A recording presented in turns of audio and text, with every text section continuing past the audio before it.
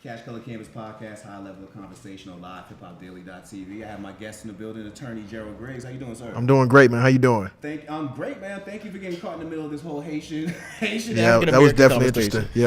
Yeah, so it was different, man. As you see, we definitely have a higher level of conversation around here. It's just not, the normal, man. Yeah, definitely. But let's get into it, man, because I know a lot of people definitely want to know your story and get into the Cartersville 70s situation. But before we start that, who is Gerald Griggs? Well, I'm an Atlanta native, born and raised. Went to high school here, went to college here, went to law school in Cincinnati, came back and started practicing law. Been practicing law for about 14 years and just dedicated to fighting for people's rights and freeing people from this prison industrial complex. So that's who Gerald Griggs is. Hey, well, we definitely need fighters like yourself, man.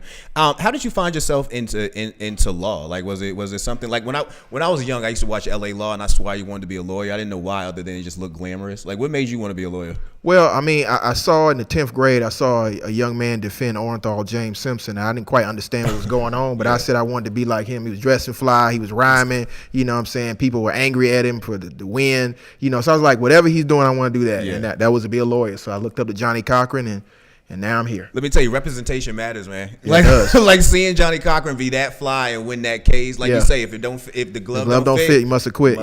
Man. That must have been a scene to see, man. Yes. Often you do, like I say, you often see people go into law and they think for some reason a glamour side of things, man. But you chose it for a totally different route. Speak to us about choosing that route and how valuable has it? I mean, well, how has it been in your life so far? As far as just feeling like you're adding something to life. I mean, it's great. I mean, to be able to help people at their lowest point, to be able to actually make change that people can feel is awesome. And I mean, I couldn't think of nothing better to do than be an attorney. I started off as a public defender, so you got a lot of flack because you're a public pretender. When you gonna finish law school, all these kind of comments. But really, it was a proving ground, training ground. You get the worst cases, and you learn how to defend the worst cases and get people who the society believes is the dregs of society. You actually show justice to those individuals and it helped the community. So the practice of law is a passion. I would do it if I wasn't even being paid for it. So I just love the practice of law. Yeah, it's crazy. They make public defenders look bad if you watch like Law and Order. Like they're always like the bumbling idiot who can't get the job right. They're actually super lawyers. I mean, when you have absolutely nothing to work with and you got the whole system against you, sometimes even your client, it teaches you how to be a great lawyer. And I think some of the best lawyers I ever met have been public defenders. Yeah. Just a side note, do you feel like I was working for a woman whose primary job was to create marketing opportunities for lawyers. Like she not create marketing opportunities, but she did video marketing for lawyers. Yeah. And speaking to a lot of the attorneys she worked for, one conversation came up that I always like to ask an attorney about.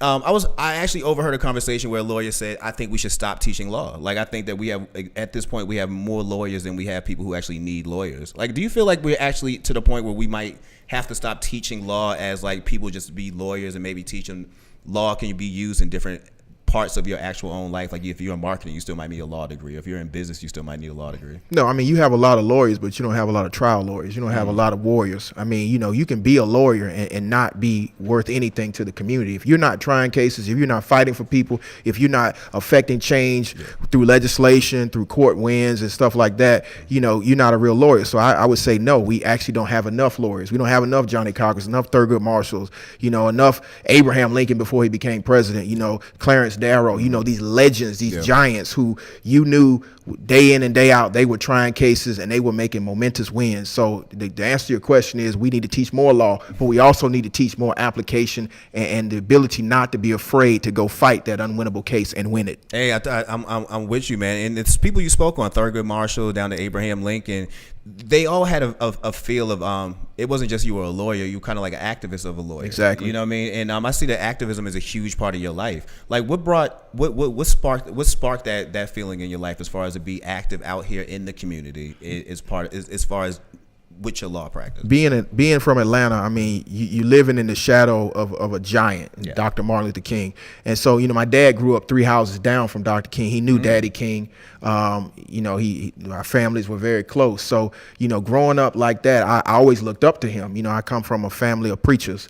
And so, everybody thought the calling was going to be to preach. Yeah. But my calling was justice. And then to be able to see Johnny Cochran, it was a perfect blend of the drum major for justice and a trial fighter. So thus the justice fighter was born. And I mean, I think it's just a part of me. You know, my wife always says that you always fighting, you always fighting, you always fighting. And the point is, there's so much injustice in our community, you know, coming from within and coming from without, that we have to have somebody who's going to fight. And so, you know, I could see no other way than to be an activist, but also to use the law as a vehicle to show people that activism produces results, and not just to be out there yelling on the street corner. Okay. Your name came across my radar a little while ago during the Cartersville 70 situation. You know, like when I first popped up on Instagram, I actually thought it was a fake story. I'm like, how the hell all these people get arrested over of ounce of weed? Like, not one person could raise their hand. That was more my first thought.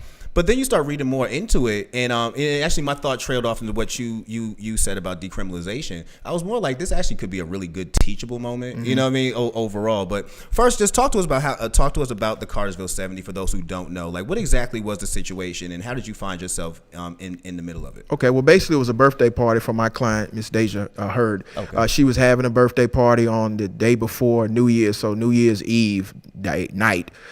She's having a birthday party, 21st birthday party. She invited some of her friends, about 100 people that came over. They were having a party, and there were 4 individuals standing outside. The police were called because down the street, around the corner, there was supposed to be some gunshots. Turned out it was fireworks. The police come up the street. They're patrolling with windows up, and they say they smell a loud, strong odor of marijuana with their windows up. So they stop 100 feet away. They get out the car. They see the 4 guys stand on the porch. They approach the porch. As they get closer, they say they smell the strong odor of marijuana. Okay. So they stop the 4 guys on the porch.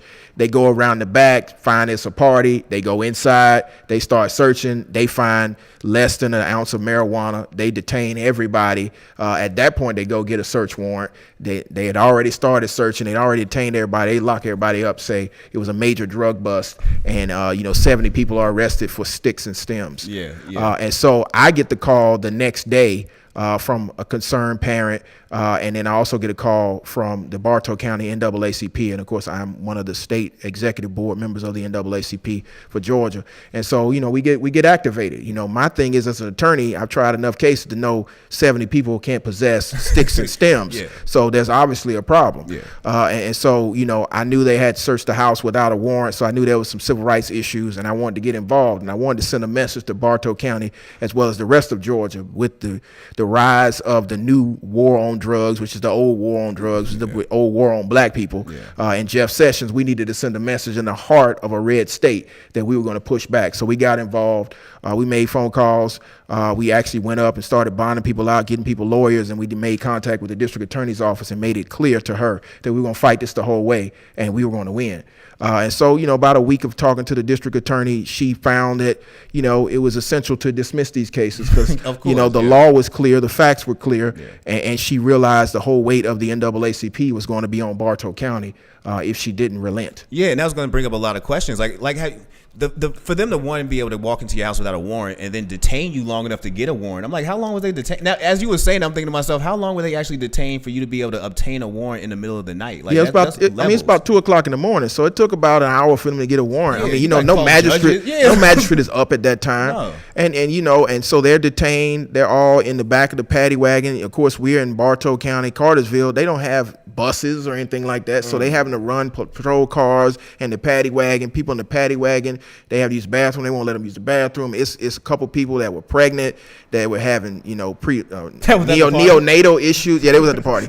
And so it was issues going on that needed to be taken care of. And then once they got to jail, they bonded out immediately, but they were held for another 3 days. So it was a lot of issues that went on in this case that starts to make you question, because out of the 70 people, 50 of them were African American, but there were 100 people at the party.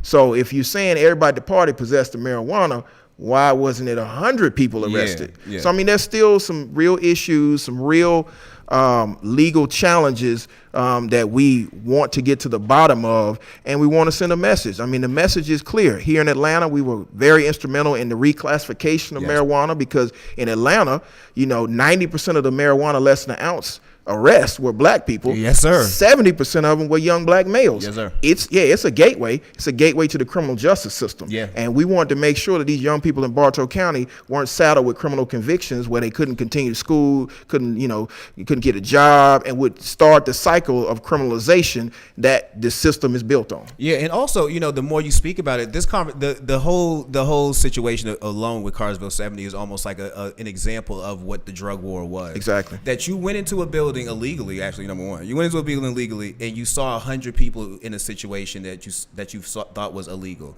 Rather than get all 100, you decided which ones were going to be picked, and of course you're going to decide based off stereotypes who is a user, who's going to be a dealer, who's going to be low hanging fruit. Yeah. You found low hanging fruit, and you thought nobody was going to say anything. Exactly. And again, through the drug war, a lot of people didn't say anything. They didn't think they had enough power to say anything, so you just kind of took a ride where you didn't need to take a ride.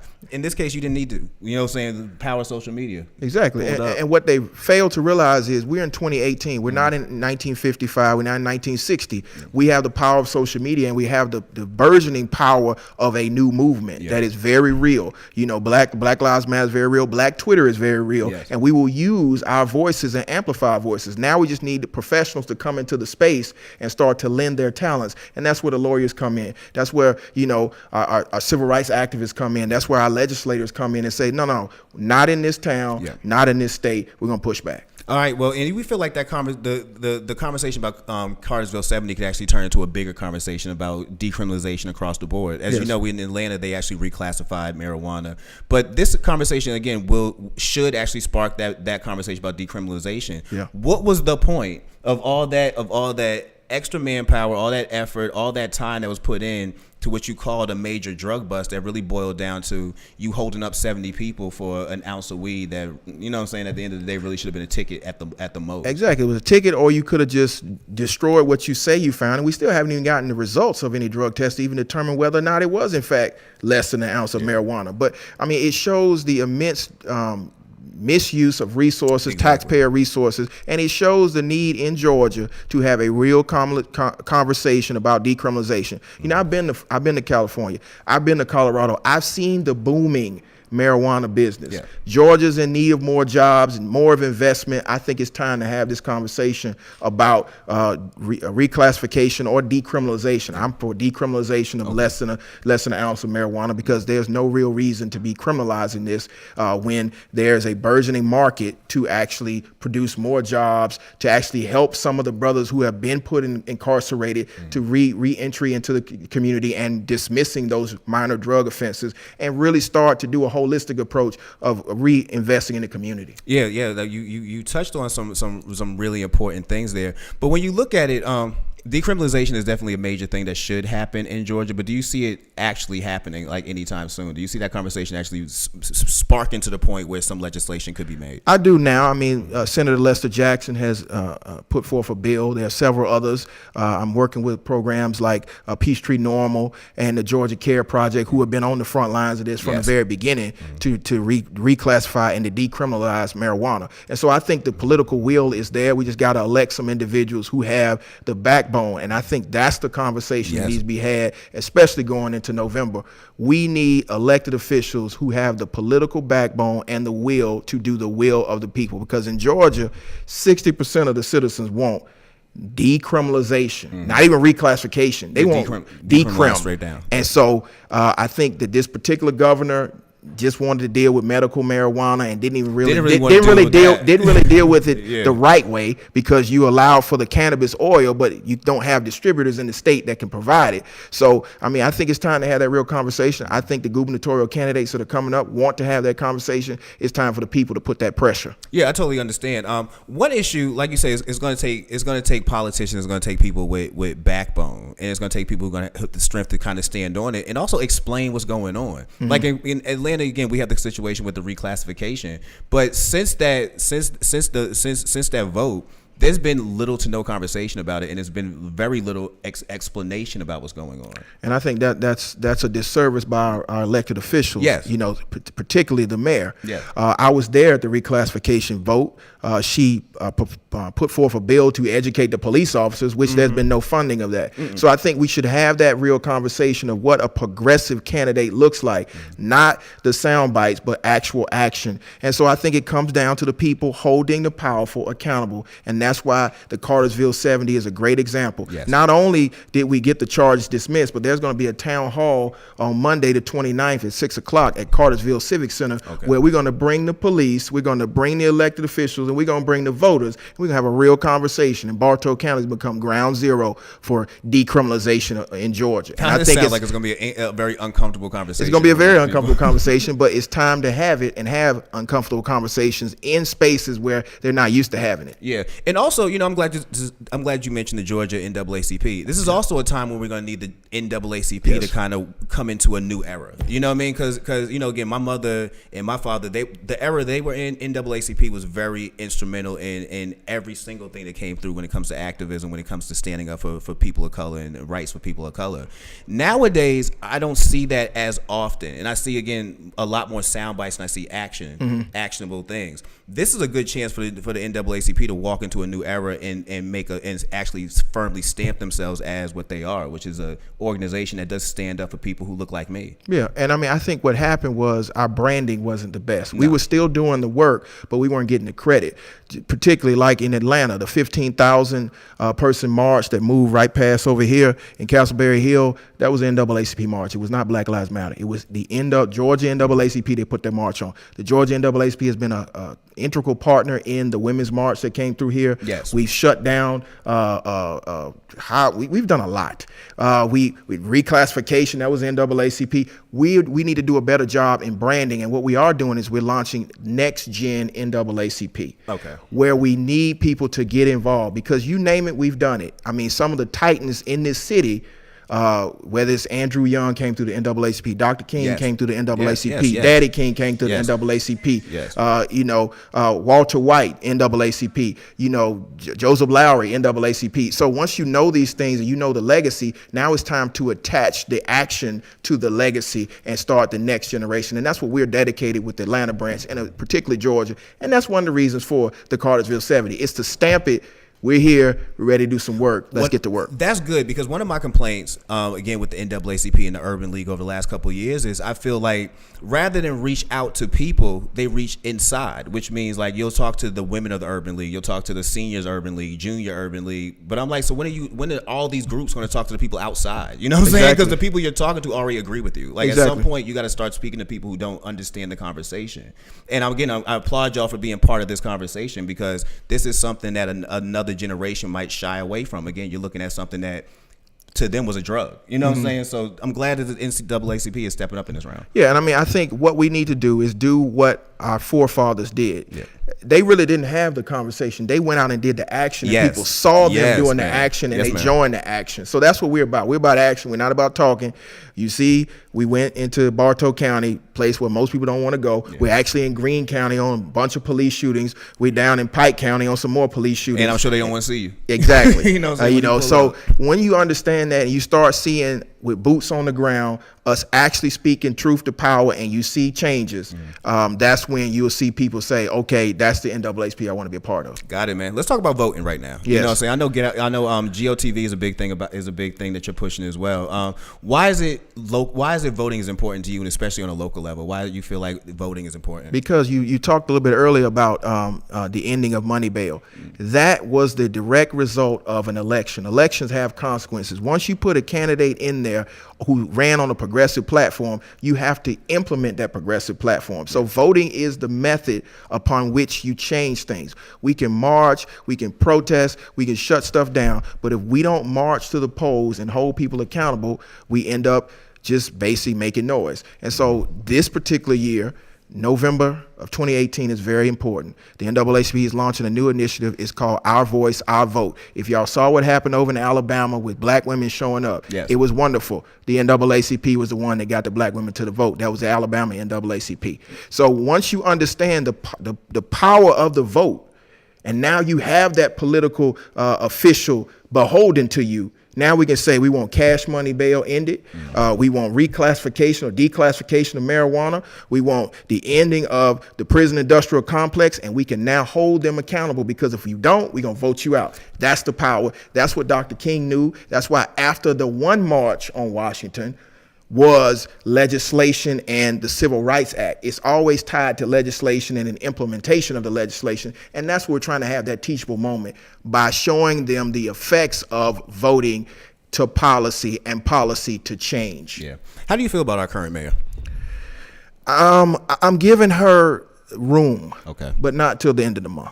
Hey, You know, I mean, I like this move on money bail, but let's just be real. The Southern Center for Human Rights sent her a letter, just like they sent one to Kasim Reed and threatened a lawsuit. So it's not like she's just doing this out of the kindness of her heart. Yeah. And we need to understand that only through pressure do we get what we want. Because again, there are a lot of people in this city that just have business interests. We have to return the interest to the people, and the people are the ones that elected Keisha Lance Bottoms. She needs to understand that, and it was only by a slim margin of 700 votes. Our running joke here, you know, when we had Kwanzaa and we had Vincent Ford, we had all the politicians come through last October. My running joke was that I'm not a big fan of Kasim Reed, but I was like, you know, Definitely what? not. He won by 700 votes. I was like, if Gold Room on a Sunday would have went out and voted against him, he'd be on CNN right now being a pundit. You know what I'm saying? It's that slim of a margin. You know what I mean? Like, if we can get Onyx to turn out on a Thursday, you know what I'm saying? You could actually get some people elected. And here's how we do it. If we want real declassification, those 1,500 people that's in Onyx, y'all smoking weed. Let's just be real. Yeah. So if you want marijuana to be legal in Georgia, you need to vote. It's on the ballot in November. It's on the ballot with progressive candidates. If you go to that candidate and say, look, I'm a one-issue voter, I want declassified marijuana. If you don't give me that, I'm not going to vote. You will get a candidate and say, listen, my first 100 days, we gonna declassify marijuana. That's a reason to vote. In my first 100 days, I'm gonna end private prisons. That's a reason to vote. I just had a conversation with one of the gubernatorial candidates, and she said that's one of my top of the line issues. So I hope that was Stacey Abrams. Yeah, she said that to me as well. Stacey Abrams. But you know, we need to hold them accountable to our progressive agenda and make them implement it, and that gives people reasons to come out to vote. Because now it's saying, well, why should I vote, man? Because I want to smoke a joint. Yeah, that's a reason to vote. Hey, you right, man. You know, you got to make sure that, and again, it goes back to backbone. You got to make sure that not only do you make these people understand that we are the ones who elected you, but understand we can unelect you. You know what I'm saying? Like with the swiftness, bro. Like, or we can recall you. Yeah, don't come in here and speak about something you're gonna do and then not do it. Action speaks always louder than words. Like people talk, like I give you an example. People talk me to death all fucking day. You know what I'm saying? Like I get ideas left and right. Very few times we see people actually implement said ideas, and I'm like, I don't understand how you can have a conversation for months on end but never take a single day to actually implement that plan. Yeah. You know what I mean? And we see way too much conversation going on and not enough action. So, well, see, here's the thing. As of last November, when He Who Shall Not Be Named was elected, we saw a change in politics. Okay? Yeah. It's no longer that politicians can just make empty promises and not fulfill them. As much as we don't like him, he's fulfilling his promises to his base. So now we are the base of the Progressive Party. Yeah. Okay? We need them to fulfill the promises. Just yesterday, Chuck Schumer folded. It's time for Chuck to go. Okay, you said you were gonna stand strong for the dreamers, and let's be real. 3,500 of those dreamers, 35,000 of those dreamers are black dreamers, whether they're from Africa or they're from Haiti. Okay, we need to hold him accountable. He needs to understand that politics has changed. The same thing in the city of Atlanta. No longer we have Kasim Reed type cronies running around here telling black folks one thing and doing another, selling us out with the Beltline and affordable housing and the prison industrial complex. So again, it's time for African Americans to get serious about holding individuals accountable. You need to have a politician on speed dial and be like, this is what I want. If those metal plates aren't taken off that road, you can forget about coming to this church or coming to this community center talking this foolishness. You're gonna be gone. Hey, well, I'm 100% with you on that. I also feel like we need to start putting feet to the fire when it comes to Georgia Democrats. Definitely. You know, like, Georgia Democrats really have. I felt like they tried to pull a con on us the last couple of elections between John Ossoff and Keisha Lance Bottoms. Like, you're really selling us that these people are in leads, and they're not in leads, number one. And they're not in leads because you're not fully even explaining why they're running or why they're proper candidates. You're just saying vote. It's almost like getting Crips and Bloods. You're just saying, like, vote your gang. And I'm like, well, I'm old enough to be out of a gang now. I really just want somebody who's actually going to work for what we're looking for.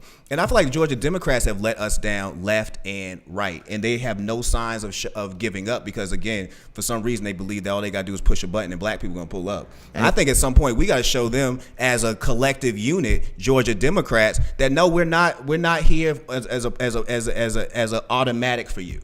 You know what I mean? At some point, you're going to actually have to give us either a candidate we want to vote for, or give us, or you're going to come to grips with what we are trying to ask for down here as people, or we can stop voting for you. We can all go independent. You know what I'm saying? It doesn't mean I can't vote Democrat. It just means that I'm not registering as one of you. Let's start taking your numbers down, and then I bet you start showing up for what we're talking about. And see, that's the conversation we really need to have. And I mean, that's the conversation of the past. In the 20s, the 30s, the 40s, you know, African Americans voted in block, but they voted issues, not party. Yeah, man. And so now that we understand, after November, we had so many that sat out. And again, I was completely against sitting out. Okay, I had to hold my nose and vote for a certain individual. I did too, but man. I did too. It turned out that person did not win, and a lot of people sat out, and it sent a message to the Democratic Party. Let me be unapologetic for a moment. I'm unapologetically a progressive. I am not unapologetically a Democrat. Okay, I vote on progressive values, and if that means that the party is not following the progressive values, I don't vote for that candidate. That's just how we're gonna do it from now on. And we need to, you're right, hold them accountable. We need to go to the party and be like, listen, here are the values we have. Here are the policies we want. If you don't speak to these policies, then you go deal with it. And, you know, again, like, I don't want to harp on the Georgia Democrats, but I feel like they've just done a terrible job. Like, for one, watching the Keisha Lance Bottoms push, you know how many times I wanted to ask them, where does Mayor de Blasio vote? Like, where does Tyrese vote? Like, why did you have to go get celebrities from other places to tell people in Atlanta where to vote? That means you're not doing a good job interacting with people in your city. But you're about to be mayor here? Like, that should be a big red flag for a lot of people. I think so. But again, we have to educate individuals on what civics really looks like. Civics means not just showing up to cast a ballot. It means going to a council meeting, going to a town hall, going to make sure you go to committees, make sure you go to the MPUs and see what's actually happening in the neighborhood. Why don't you go to her district and see how bad it looks in that district? And then you'll start seeing, well, maybe I should ask for something in return and get a demand. Again, money bail is nice, but what about affordable housing? Where's the plan? I know you outline things for the first 100 days. Let's start seeing action items. I don't want to see a transition team that looks like more big business and not community folk. So, I mean, these are issues. And again, I am the Atlanta NAACP. We over in the Bluff. Where is the help for the Bluff? Well, it's coming. It's just they're coming down to tear houses down. Exactly. You know, they got condos to build. So we got to do something about that. Yeah, they got condos to build. It's amazing, man. Listening to you talk, it sounds like you could run for office. Do you see yourself running for office anytime soon? Well, I mean, I see myself as an activist. If the people say that your wife smiled like, please no. Yeah, please no. If the people at some point say, Mr. Griggs, we want you to run, then maybe I'll consider it. But right now, I want to show the people what change really looks like, so that if I do decide to run, I don't have to get up there and make up stuff, you know, like some individuals, they just all of a sudden became progressive. No, you should have a 20-year record, like Vincent Ford, a 20-year record of being progressive, or like Kwanzaa Hall, who I actually was supporting, who has a criminal justice reform bill that's still pending in council right now. If we want to be a progressive candidate, pass Kwanzaa's criminal justice reform, and you'll have my sanction, my stamp 100%. But nobody want to talk about that. Yeah, I mean, I feel you, man. But again, shout out to Kwanzaa, shout out to Vincent Ford, man. They definitely had some strong progressive values, man. But speaking about, you know, like I said, I'm an independent right now. Like, I really walked into this last election for mayor, and when I cast my vote, I remember walking outside and saying, and that's the last time I do that for the Democrats. Like, I believe that you take our vote as a joke.